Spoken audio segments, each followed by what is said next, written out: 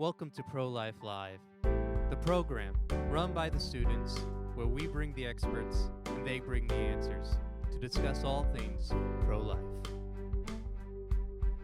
This is Pro-Life Live episode 4, I believe, and we're so excited to have you. We've been talking about having you on forever, so I'm personally really excited. So just for everyone out there, who are you and what do you do?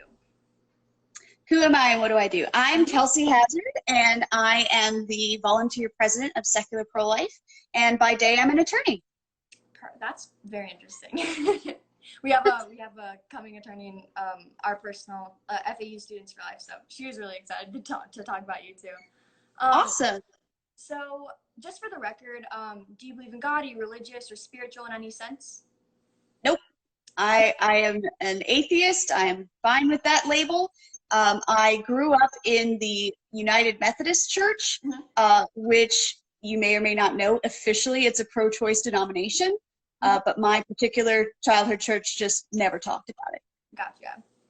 All right, so with that being said, how did you get into the pro-life, community? What's your journey to being pro-life? Yeah, well, those are two different questions. My journey to being pro-life wasn't much of anything. I just, as soon as I was old enough to know what abortion was, it was very clear to me that it was wrong. I had the core values of treating other people the way you'd want to be treated and sticking up for the little guy. Yeah. And it was just so clearly wrong to me. But then as I, got older and became more educated about things, I started accumulating more reasons for being pro-life. I took a prenatal development class. I have had the privilege of meeting many wonderful people who were at one point in their lives targeted for abortion. I've also met people who have regretted having abortions, people who have given birth in difficult circumstances, and all. I've just the gamut of people, the examination that I went through, going through each of the, pro-choice justifications that are put out there for excluding the unborn child. Life only counts if they're conscious, or if X, or if Y, not dependent upon others, all of these things. I realized that if you were to apply any of those across the board in a consistent way, you would wind up bringing in more than just unborn babies. You would wind up also bringing in some populations of born people, typically newborns and people with disabilities. So all of that, I have so many reasons for being pro-life, and I just keep getting more and more by the year, and I love it. As far as getting really involved, though, that didn't happen until college. I actually, you're at FAU. I am a University of Miami grad. Go Canes. And and I, when I got to Miami, I saw that they had a Planned Parenthood student group, and they didn't have a pro-life group. I was like, oh, maybe I should, do something. Maybe I should start something. And I was a kid. I had no leadership experience whatsoever at that time. And Students for Life of America really took me under their wing, and that's how it got started. I owe a lot to them. And being at UMiami, very diverse campus, obviously ethnically, there's a lot of international students, and Miami is a very diverse city, but also in terms of religious belief, there was a lot of diversity as well. So we, from the beginning, we wanted to have a secular approach to our pro-life club at Miami. And this was years ago. I am, in pro-life years, I'm a dinosaur. I'm 31 years old. But at the time, and thankfully this has changed, at the time it was very difficult for us to find good secular literature, because we would, go looking for something, let's say a prenatal development pamphlet, and I'd be looking and this is great. It's got all of the, the timeline week by week and photos, and isn't this great? Oh no, it's that quote from Jeremiah. It's ruined. You ruined. So we wound up making a lot of our own stuff. And that's kind of how it got started. Is we were doing this, and then as I was, heading toward graduation and getting my diploma and everything, I was like, okay, I want to continue to be involved in the pro-life movement somehow. And I see this need for secular literature, so why don't I just put a couple pamphlets together on a cheapo website for people to use?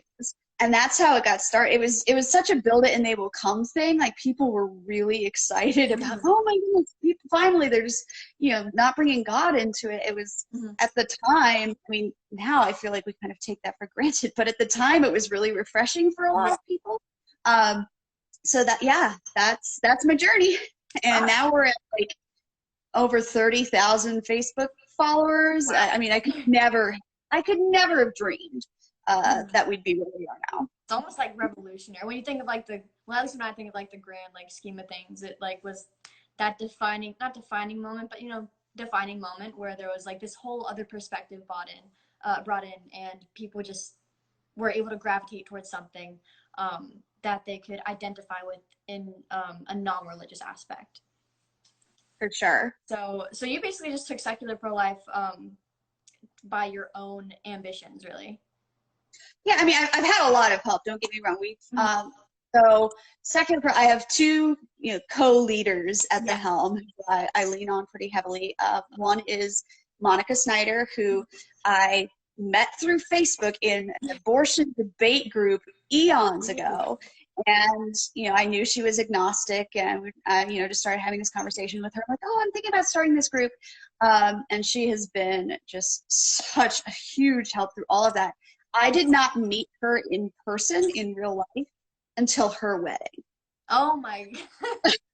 Perfect time. Yeah. That's awesome. And then the other is Teresa Dukovanak, who actually, after getting involved in secular pro-life, became so energized by it and so motivated to do more that she actually wound up going full-time in the pro-life movement, and she now leads up Pro-Life San Francisco. Really? Yeah. That's awesome. So, and the three of us are also all over the spectrum politically. So I'm the independent, moderate one. Monica's the more conservative one, and Teresa, of course, being from San Francisco, you can guess she's the liberal one. I mean, great, because you have like a wide range of spectrum to go off of. Like, it's not, it's very much not either religiously or politically affiliated. So it's very open arms. I love that. I really love it. So was there anything in particular that led you to create secular pro-life besides just creating a forum for literature? Was there anything else that pushed you to it? Yeah, actually, I think a big part of it was going to my first March for Life. And it was really invigorating, and just being around so many like-minded people and all these young people, and it was so cool. And I had never seen so many rosaries and crucifixes and all this. Because, like I said, I didn't grow up Catholic, and all of this was so foreign to me. And I was like, man, if this is foreign to me, how much more foreign is it to people who have no religious upbringing at all? Yeah. So that was part of it too. Like, man, I want to be here, and I want to be marching under a secular banner. And now we do it every year. And you can't miss our banner. It is 14 feet tall. It is bright blue. People stop to say hello to us and thank us for being there. People stop to take pictures. Wow. It's awesome. That is awesome. I haven't been to a March for Life yet. I'm still very new. I'm a freshman, so I'm very new to the active scene. So it's a great experience. I really want to That's awesome. My advice for you as a college student going to March for Life, don't trust the metro. I almost missed my flight home. Oh, wow. Yeah, I've been for the first time. Yeah. But yeah. It's messy. I've been there once, and there was a group of people, it was a class trip, and it was like, get on. We missed a stop once. It's not fun. It's It's not. And the metro system is just, it's only getting worse. Anyway. Oh, yeah. Why should secularists care about life and care about human life and the abortion issue? What should their motivation be? Why should they be so involved? You only live once. Yeah. I know that sounds cheesy, but Abortion deprives somebody of their entire lifetime. There's no going back from that. For those of us who don't believe in an afterlife, the loss of life is tremendous. And I think secular people should get involved for a lot of the same reasons that religious people do, because you care, because you want to see some babies thrive, and come on board. Yeah, I like that. I like that. Simple. Life is life. What is the biggest barrier you think prevents secularists from becoming pro-life? Experiences or stereotypes that lead people to just shut out the pro-life perspective entirely. That the minute they hear pro-life, their ears close, because they think they know exactly where you're going with it, that you're gonna, that this is all going to be about Hail Mary and la la la, and they just tune you out. I think that's the biggest thing. Like, once you can actually start having a conversation with a person, it's often really fun, and people find out that they have a lot in common. But people have been trained for decades, since the 60s, to associate the pro-life movement with this sort of fuddy-duddy, conservative, religious, if that's a world that you have decided to leave, it's a branding problem, essentially. Yeah, I agree. Definitely. It's not a religious issue. Why do you think that abortion has become stereotyped as a religious issue? Deliberate strategy. So for anybody who is listening who has never heard of Bernard Nathanson, you need to look up Bernard Nathanson. He was a pro-life atheist before it was cool. He actually started off as a pro-choice atheist, and was in fact an abortionist, working with these pro-abortion groups in the 60s and early 70s before Roe v. Wade, trying to get to Roe v. Wade. And he later, after Roe, after ultrasound became more widely available in the 80s, that's when he finally saw the light, a little too late. But in order to try to redeem himself, he started spilling the beans on everything that he had learned from his early days. He was one of the co-founders of what's now NARAL. So he has an interesting he's since died, but he had an interesting perspective on all of that. And he talks in a lot of detail about the strategy for making abortion a religious issue, and specifically a Catholic issue, framing it that way, because you got to have a good enemy, and they decided the Catholic hierarchy was going to be the enemy. And you have to, putting it in historical perspective, again, late 60s, it was not that long ago that JFK had been the first Catholic president of the United States, and that was controversial. So the anti-Catholic sentiment, some of these prejudices that they were adopting and exploiting in order to abortion. And it was kind of clever too, because then every time a priest or a bishop or whoever would go up and say, rights for the unborn child, oppose abortion, they could just say, aha, we told you, those crazy Catholics. Never mind that it's the Catholic responsibility and everybody's responsibility to speak out against injustice. Are they going to attack MLK for being a minister? Like, come on. But it worked. Yeah, they managed to get that frame, and that's been the frame for so many decades. And that message has been pushed and pushed and pushed so fervently that we are where we are now. I don't think that they could have anticipated at the time how much the religious demographics of the United States were going to change. Now it's our generation and the generation coming up, you see so many more people who aren't religious and are kind of looking at this with fresh eyes. Yeah, like I believe my generation, or generation before mine and my generation, are the most unreligious generation, like today, like by far. But it's also one of the most growing pro-life generations since Roe v. Wade. Right. So you wind up with overlap by necessity. Yeah. just as a statistical matter, it's gonna happen. Yeah, Yeah, for sure. What is the organization's perspective on abortion? Like, what's their stance? How would you define secular pro-life stance on abortion? Oh, we love it. We're against, obviously. Oh, obviously, we're opposed to abortion as a human rights violation. Would be probably the most succinct way to put it. We believe that your right to life does not depend upon your age, and that we need Roe versus Wade gone, and we, in the meantime, need to save as many babies as we can and support as many moms as we can. Perfect. And what about elective abortions? So, I mean, that's sort of the same thing. I mean, if you're asking about like life of the mother exception, is that what you're at? Like, yeah.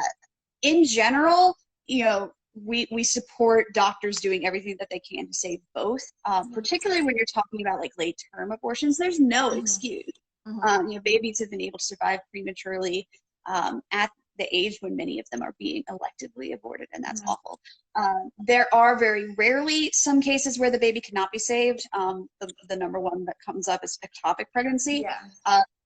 And you know, treating an ectopic pregnancy, I don't really even think of that as being an abortion, because like it's certainly not a choice. Like there's no way to choose life in that situation. We just don't have the technology. I mean, I'm all for supporting getting, you know, if you present me with, you know, a proposal to start funding that research, absolutely. But if, you know, if you can't save the baby, you can't save the baby. And if you can save the mom, absolutely be working to save the mom. You know, there's two lives involved here, and I mean, I don't think I'm saying anything particularly revolutionary. That's the standard. So how would to someone who wouldn't know much about abortion, how would you define an elective versus a non-elective abortion, and like where to draw them? Yeah, probably just in terms of like medically necessary. You know, whether is continued pregnancy threatening the mother's life, and if so, can this baby be born alive? The actual instance of abortion to save the mother's life is extremely rare, and you know, if you look at the statistics, there's been a ton of research done on why women have abortions. This is not a mystery.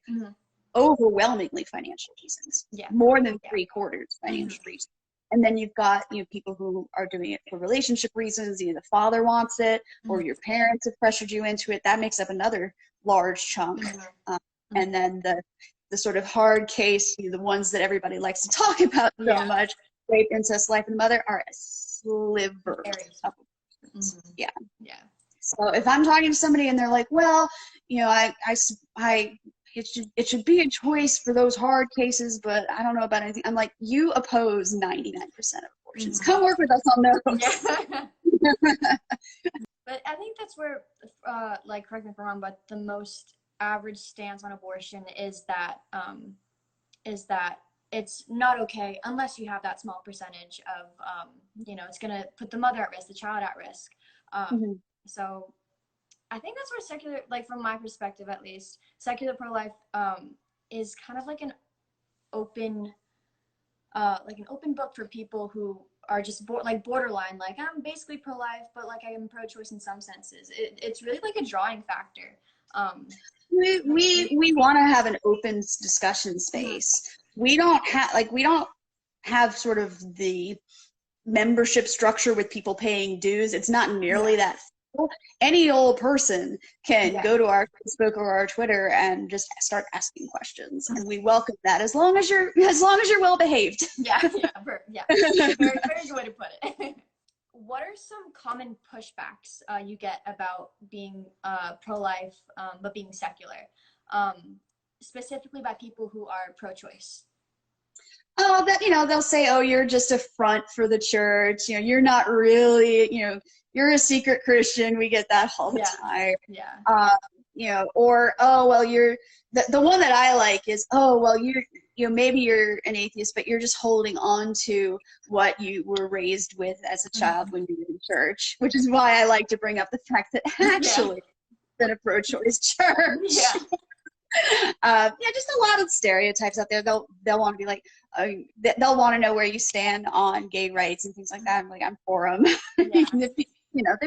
They just some of it is in bad faith, but some of it is genuine curiosity because they have been taught that you can't be this. Yeah. So they want to know. And again, we encourage that kind of questioning. The polling that I've seen from Gallup, from Pew, similar groups, puts the percentage of non-religious Americans who take a pro-life stance at about 20%.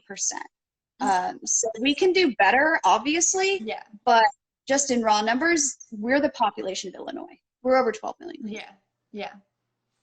Because when you have that many non-religious Americans and that continues to rise, 20% of that is a huge. Yeah, it's gonna be a big number. Yeah, and for that to just be completely ignored in the debate and in the media is so disingenuous. Yeah. From I'm politically interested, very involved with politics, and just observing how for example, it went around for a while, Pete Buttigieg, who just completely disregarded a pro-life Democrat.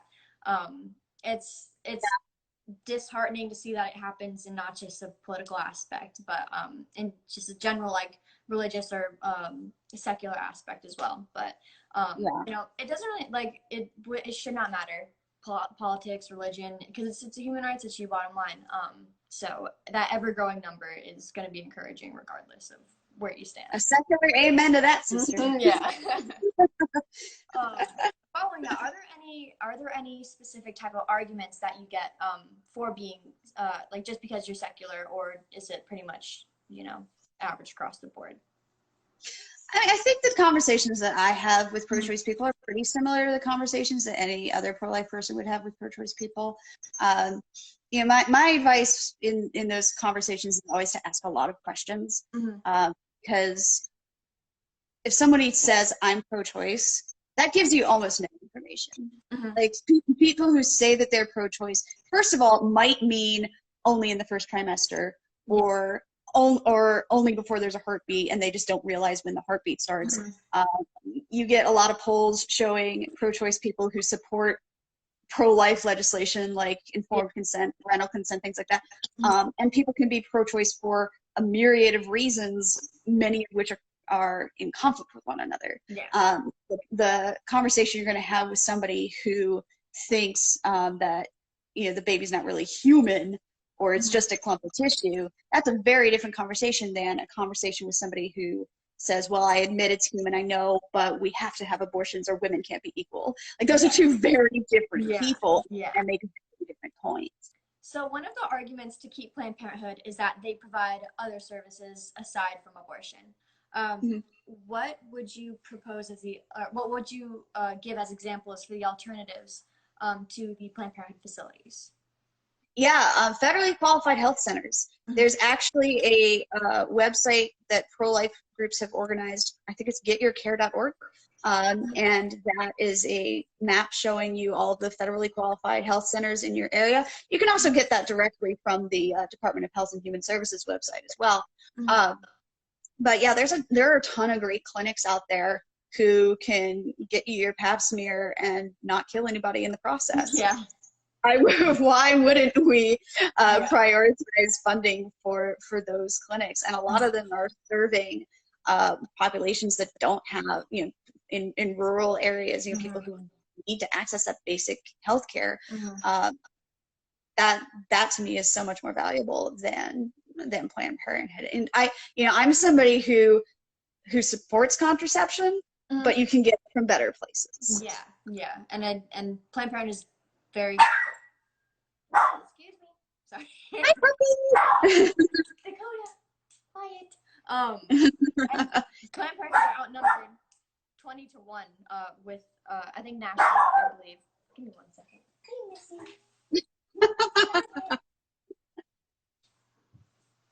Hello. Oh, you just made the video 10 times better. Everything's better with a puppy. Oh yes, you're gonna join us now. But So as I was saying, Planned Parenthoods are outnumbered 20 to 1, I think, nationally. By FQHCs. Yeah, and then I think it's 3 or 4 to 1 by pregnancy resource centers. Yeah. And they are very governmentally funded, very much governmentally funded. Sorry, my words are all mixed. So it would make more sense to put the funding towards more beneficial facilities than just Planned Parenthood. And that has always been the pro-life proposal. Like when we're talking about defund Planned Parenthood, we're not talking about decreasing the women's health budget by a dime. It's all about who gets the money, not how much money. Exactly. And but I say that because there's so much misinformation out there. People are like, you're just trying to take away people's health. No. You hate what? No. Stop. Listen. Don't believe everything you read. Yep. We're just trying to make it better. And I think a lot of people miss out on that part of the conversation is we're not trying to take anything away. We're trying to make it better. Yeah. And what would you say to the pro-choice person who is scared that they're going to lose their comprehensive sexual education and reproductive care and STD testing, birth control, all of that? What would you say to them if they're scared that all of that is at risk if Planned Parenthood's doors were closed? I mean, I would again point to the FQHCs and all of the alternatives that are out there. And I would just say, I love comprehensive sex ed. I love STD tests. A lot of pro-life pregnancy centers offering STD tests now. Nobody is trying to take away your ability to take care of your body. We're trying to take away the ability to kill somebody else. Yeah. And there are definitely people out there who are anti contraceptives. How would you explain to them the benefits in certain aspects that it has to I guess broaden their perspective on how it can even help the pro-life stance? Yeah, so most people who are opposed to contraception are Catholic, because that's a teaching of the Catholic Church, and I'm not out to deconvert anybody, but I would just say that the benefits of preventing an unplanned pregnancy, obviously that's a great way to prevent abortions of unplanned pregnancies, because the vast majority of abortions start that way. So if we can divert revenue from the abortion industry by going at the source, we should do that. But I want to emphasize too, because the pro-life people who are opposed to contraception, they often criticize, and I think there's some legitimacy to the criticism that people have treated contraception like it's going to solve everything, like it's the panacea, and we just need to give every woman a prescription for the pill and send her on her merry way, regardless of whatever actual symptoms she might be experiencing. And that attitude is a problem, and I think that turned a lot of people off from contraception. So we do need to be making sure that that's just one tool in the toolkit, that I'm not opposed to abstinence, I'm not opposed to natural family planning, that we put all of these things together, because there is no one silver bullet.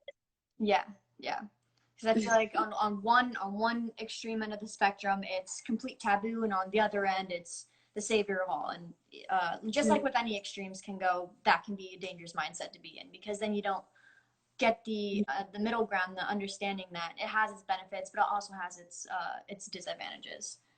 It's interesting because you brought up comprehensive sex education. My baseline view had always been, I support comprehensive sex education, and I came across this really interesting meta-analysis looking at different sex education programs and kind of putting them into different categories and seeing how each category performed.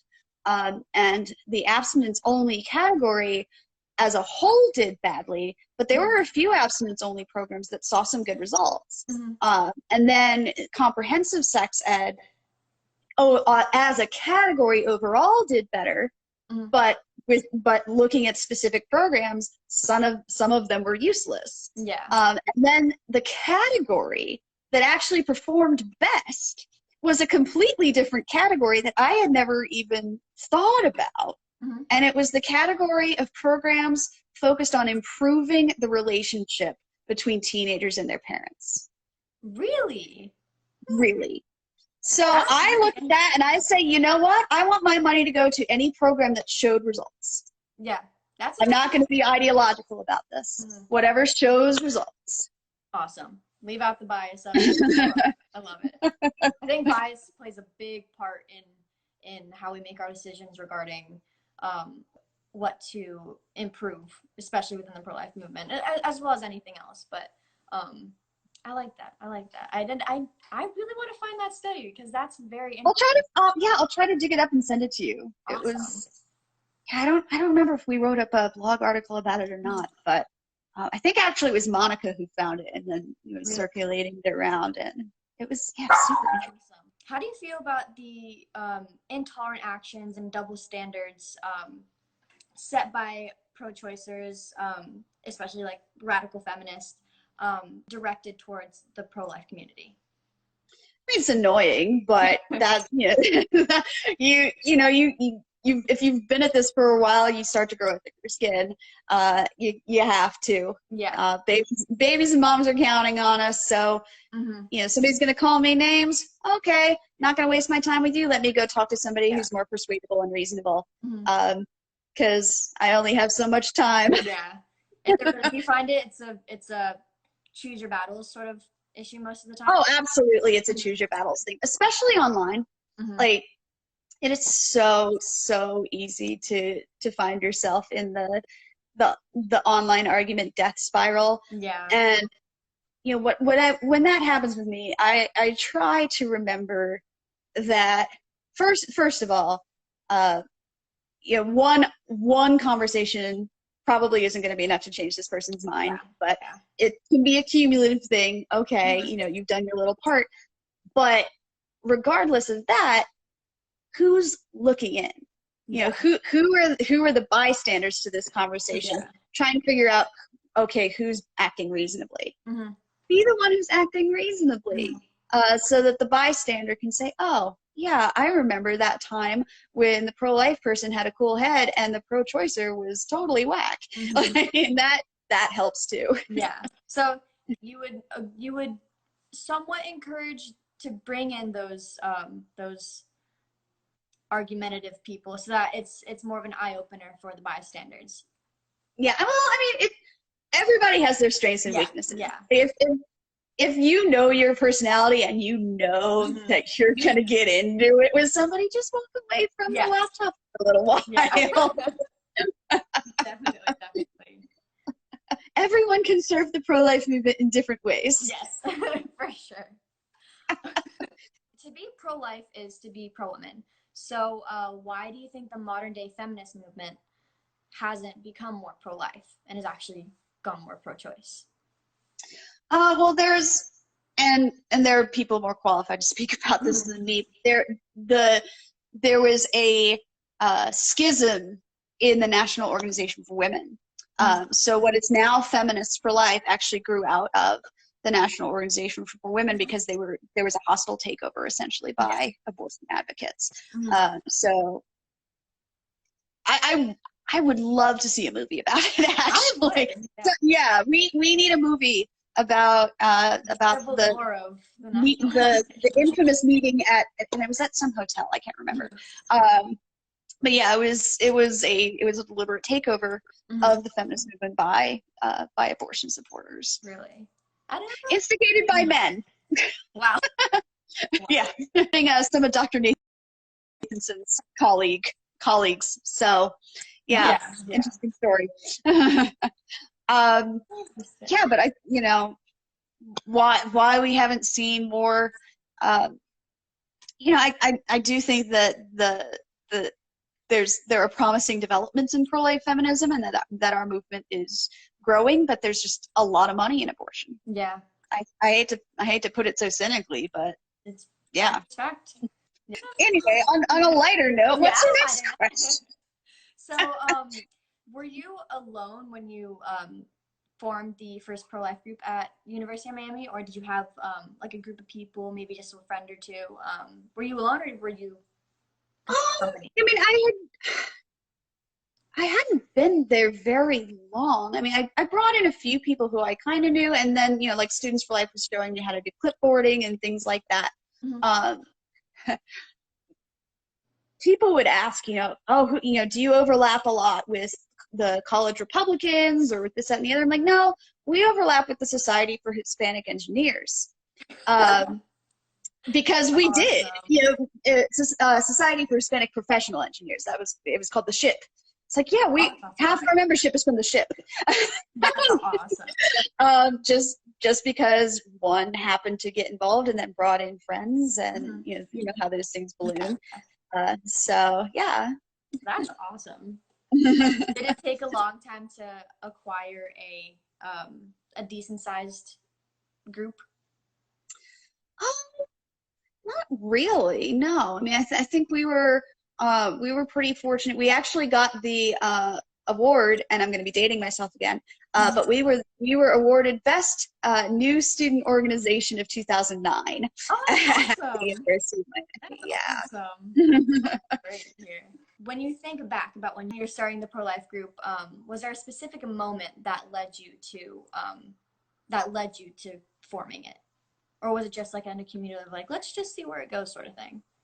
I think it was let's just see where this goes kind of thing. As I said, I was pretty new to all of this. I didn't have the leadership training that I've benefited from later. So I was kind of adrift at the beginning, but it came together. Yeah, obviously. And like in the same sense, was there a defining moment to create a space for secularists with their pro-life stances? That was more organized, you know, because I had the benefit of having done the pro-life group at University of Miami. I was talking to Monica. We put up a website. You know, it was a little more organized that time around. You know, and I had people that I could go to for advice, and just to network with. From your own experience or observations, do you feel there's a gap between secular pro-life individuals and religious pro-life individuals? It depends on the people. There can be, but I've had really great experiences working alongside believing pro-life people. You know, some will, you know, if they're more, I don't know what word I'm looking for, but if somebody doesn't like that I'm an atheist, they'll let me know that like right away.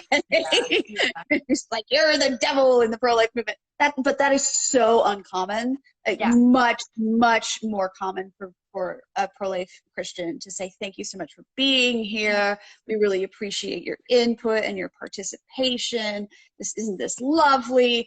Yeah, we're really lucky in that regard. And then secular pro-life, you know, the three leaders, we're all non-religious, but the group as a whole has actually attracted a lot of people from religious minority groups because they're not going to join any of the Christian organizations. We wind up with the pro-life Wiccans and Muslims and Jews and Mormons and everything under the sun, really. And it's a really cool community. That's awesome. So it's and we do get Christians as well, you know, especially those who, you know, just like the approach that we're taking. That's awesome. That's awesome. So it's not just secular, but along with that, there's also like, I don't want to say subdivisions, but you draw in the so secular, you know, when we say secular, that just means we're keeping God out of it. It's not the same as being like, we are the pro-life atheists. That's a little different. Secular is a broader umbrella. So you are an attorney. Have you experienced any pushback from your professional community regarding being a pro-life atheist, or is that just, you know? No, I haven't. It's not really something that comes up in my practice at all. My law firm has nothing to do with, you know, political anything. We mostly handle like business disputes and condos and HOAs. Nobody's ever going to make a TV show about us. Let's put it that way. Yeah. I enjoy it, but I understand why other people don't find it all that interesting. Yeah. But I think there are people in the legal community who know that I'm pro-life. It's not like I hide it, but it's also just not something that's going to come up all that frequently. Yeah. So following your completion of law school, you were selected for the Robert F. Kennedy Public Service Fellowship and were able to work in the public interest sector of Americans United for Life. So what was your experience with that? What was it like to do that? I loved working at AUL. That was a great year. So that I was fresh out of law school. I was at AUL, and it was a combination of basically, I get this fellowship. I'm able to go to any public interest law firm anywhere, and I just came to AUL. I said, hey, I can work for free for a year. Would you like me to do that? And of course they said yes, because the fellowship was funded by my law school. Mm-hmm. So I go to AUL and I offer to do that. And they just threw at me whatever they had to do. So I could be doing legal research 1 minute and stuffing envelopes the next minute, like being on the front lines of nonprofit work. It was really, really great. And I got to meet people who I still consider mentors. Mm-hmm. That was a fantastic experience. And as part of that, probably my most vivid memory mm-hmm. is that I was there at the time the Gosnell trial was going on. And we went to Philadelphia, me and my boss, and I think one other coworker went to Philadelphia to hear the closing arguments of the Gosnell trial in person. And so I was in the same courtroom with him, and with his lawyer. And I remember his lawyer making this closing argument, and it was all, the central sort of question was, because their argument was, and for anybody who's not familiar with the Gosnell trial, he's in prison now. Mm-hmm. He was an abortionist who sometimes decided to do the job by just delivering late-term babies alive and snipping their spinal cords. Yeah. That was the dividing line between abortion and infanticide was mm-hmm. just nowhere to be found. Yeah, completely gone.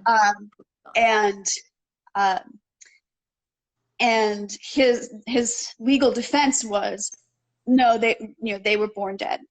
These were regular abortions. These were lawful abortions. Mm-hmm. And the central question then was, okay, then why did you cut their spinal cords? Yeah. Why were you snipping their necks? Mm-hmm.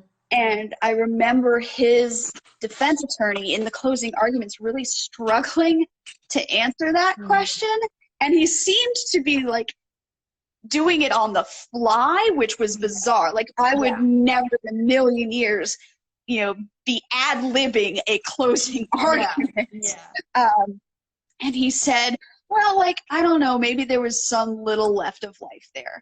Something really weird. I don't remember exactly how he phrased it, but something that suggested that life was a continuum, like there was something in between alive and not alive. Yeah. And I'm like, oh my God. That's wild. It was so strange. And yeah, he has been put away for life. Yeah, so. Yeah. And for anyone watching, very, very much encourage you to look up the whole history of Gosnell and his trial and everything it went through. It's oh my goodness. It's interesting, it's disturbing, it's everything you can think of, and at least in the very end justice was brought. But yeah, I remember being in that courtroom, and that's an experience I would not have had if not for Americans United for Life. Wow. That's just crazy to me. That's just crazy. It was crazy to me. That's amazing. Seems like you had a lot of opportunities with that fellowship. I really did. I'm so grateful. That's awesome. Just as we close up, we have many people watching. So what would you, what advice, what what advice, what words of encouragement, what closing statements would you like to say to specifically any secular viewers who kind of either teeter on pro-life, pro-choice, or very much either end? What would you say to them?